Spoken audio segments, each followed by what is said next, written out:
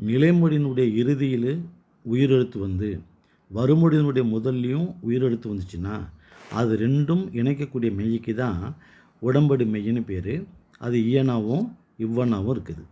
இப்போது நிலைமொழியினுடைய இறுதியில் ஈனாவோ ஈயனாவோ ஐயனாவோ வந்து வறுமொழி முதல்ல உயிரெழுத்து வந்துச்சுன்னா எகர உடம்படி மெய் தோன்றும். உதாரணமாக இப்போ மணி கூட்டல் ஒலித்தது. இப்போ மணிங்கிற நீல ஈனா இருக்குது, ஒலித்தது ஓனா இருக்குது.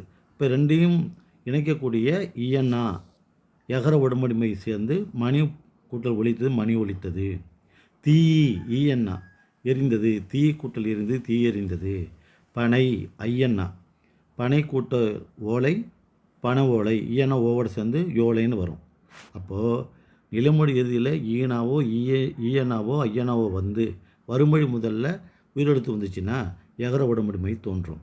அதே சமயத்தில் ஏனைய உயிர் வழி இந்த ஈனா ஈயன்னா ஐயனா இல்லாமல் வேறு உயிரெழுத்து நிலைமொழி இறுதியில் வருதுன்னு வச்சுங்க. இப்போ மா அப்படிங்கிறது ஆவண்ணா, மா கூட்டல் இலை மாவிலை இவ்வண்ணா வருது. கரு ஊவண்ணா இருக்குது. இப்போ அதெல்லாம் ஏனைய உயிர் வழி. அப்போ கரு கூட்டல் ஊர் கருவூர் இவ்வண்ணா வருது. அப்போ ஏனைய உயிர் வழி வவ்வும். ஈ ஐ வந்தால் எவ்வு வரும், ஏனைய உயிர் வந்தால் ஒவ்வு வரும். ஏஎண்ணா மட்டும் வந்தால் ரெண்டும் வரும். ஏஎண்ணா அப்படிங்கிற எழுத்து நிலைமொழி இறுதியில் வந்து வறுமொழி முதல்ல உயிரெழுத்து வந்துச்சுன்னா ஈயனாவும் தோன்றும் இவ்வனாவும் தோன்றும். எப்படி?